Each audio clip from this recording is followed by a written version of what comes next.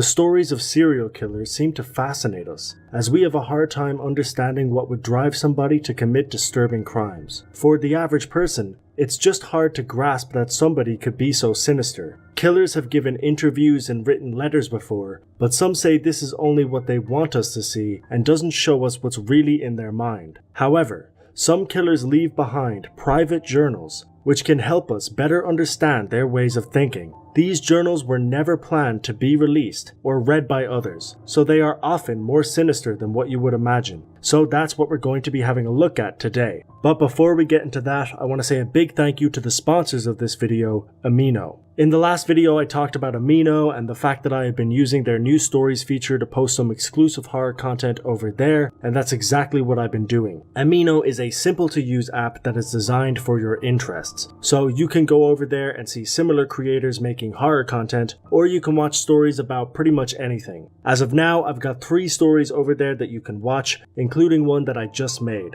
A big thank you to Amino for supporting the channel. Thank you to anybody who follows me over there, because doing so also supports the channel, and I hope to see you over there. But without further ado, here are 5 disturbing journals left behind by killers.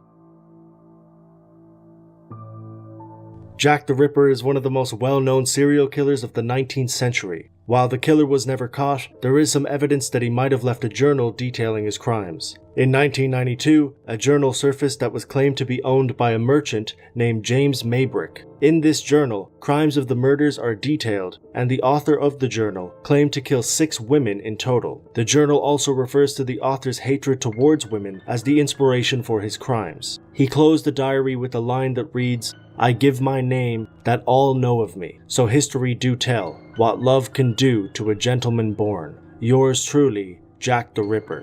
However, there are some issues as to whether or not it's authentic. A man named Michael Barrett later confessed that he forged it, but then withdrew his confession. Nobody is sure why he said this, or if he really did forge it. Experts say that his forgery was unlikely due to his poor literacy. It was claimed that Michael Barrett got the journal from a friend who had passed away. Allegedly, his friend found it in the floorboards of a home once belonging to James Maybrick. Ink testing of the book also dates it back to the late 1800s, around the time the murders took place. While we may never know who the true murderer was, many feel it's hard to believe that a man would confess to murders in his journal and have such specific details. James Maybrick was killed by his wife in 1889 for an unknown reason. This is one of the more disturbing journal entries left by a convicted killer, as it shows no remorse and even jokes about the murder she committed.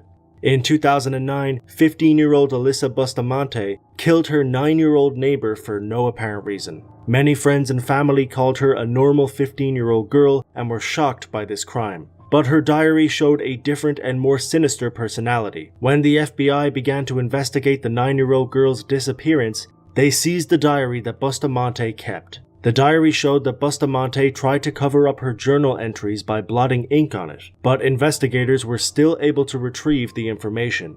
One of the more disturbing entries was one written after she committed the murder. It stated, "It was amazing. As soon as you get over the 'oh my god, I can't do this' feeling, it's pretty enjoyable. I'm kinda nervous and shaky though right now. K, I gotta go to church now. LOL." The grammar and punctuation show the disturbing mind of this teenage girl. While it talks about the murder she committed, she uses typical teenage grammar and shows no remorse for her crimes. She is currently serving life with the possibility of parole. And when the agent opens the teenage girl's bedroom door, it's a spine-chilling sight. She found several things in that room to be disturbing. The walls are covered with bizarre writings, some of them in pen and others in blood. In one corner of the room, there is a poem about cutting, which is a form of self-injury, usually involving a knife or razor blade. In the poem, one line reads, "I cut to see blood because I like it." Alyssa's best friend, Jennifer, knew about her high school friend's sadistic secret. I actually consulted one of our friends and he talked to her about it. We noticed a lot of scars on her wrists. She talked about suicide a lot. I know that she had attempted it a couple of times. Then on another wall, there's a crude sketch of a person. The head and arm appear to have slice and slash style markings. A closer look, and there's a name by the deranged depiction, Emma. That's right, Alyssa's kid sister. Jason Massey was a killer from Texas who brutally killed and mutilated 2 teenagers in 1993. While he never wrote a journal entry about his crimes, his journal foreshadows the events and gives a look inside the mind of a psychopathic killer.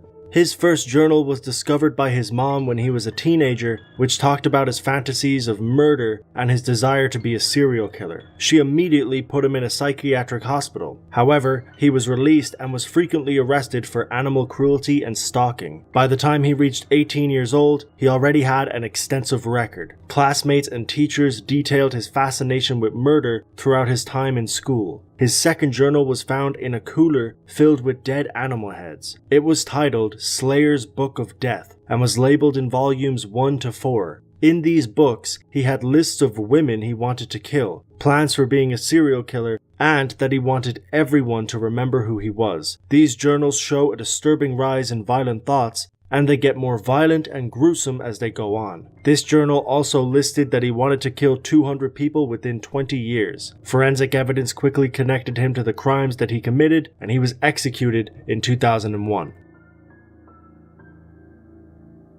Heinrich Himmler was one of the architects for the Holocaust and was responsible for building concentration camps and assembling Nazi death squads. While historians aren't able to find out the exact number of people he murdered, he did directly order and participate in countless killings. Recently, a 1,000-page diary was uncovered in Russia that was believed to be directly written by Himmler. These journals are soon to be translated and published by an organization in Moscow, so there are no direct quotes as of yet, but the owners of the journal have revealed some disturbing information. In one entry, Himmler details calling his wife and children, making an appointment with his doctor, and then calling a concentration camp and ordering 10 people to be executed, as if it was a typical day. Another entry talks about flying to visit a concentration camp in Poland to see the gas chambers in action, but there were no new arrivals that day. So he waited for the SS guards to round up 400 Jewish women and children from a nearby camp to demonstrate this new method of mass extinction. There are also reports that detail his time personally participating in mass executions, and even laughing at the fact that he passed out when he got human brains on his shoe.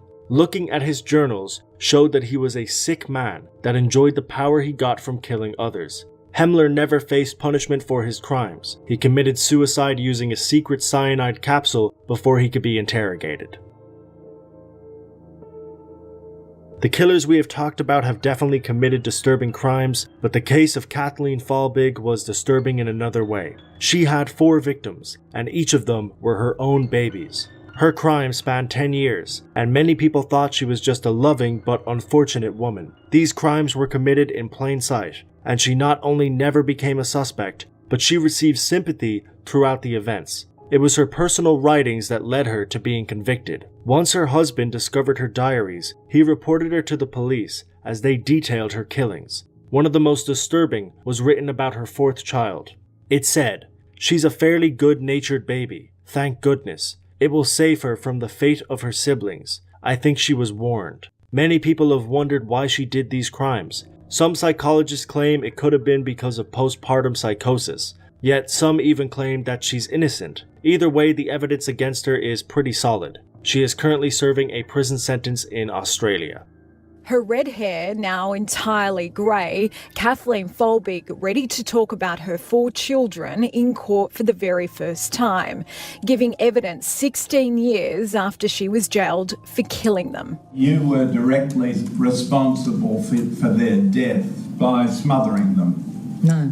Falbig quizzed by the state's top prosecutor, Chris Maxwell QC, about those diary entries. One in which she wrote, she left with a bit of help. One of the closest places you've come in the diary is to admitting your guilt. I say it's me admitting how badly responsible I felt. And I will always feel that way. She painted a picture of a woman depressed and struggling when she wrote, "Wouldn't have handled another like Sarah. She saved her life by being different." Sarah, I felt at the time that I didn't handle very well. I was constantly doubting my ability as a mother. And that is it for today's video. Thank you very much for watching. I try to make a similar video like this every week, so if you want to subscribe for that, you can. You can follow me over on Facebook, Twitter, or today's sponsor, Amino, all of which are DeBerk321 and will be linked down below. But like I said, that's all for now. As always, until next time.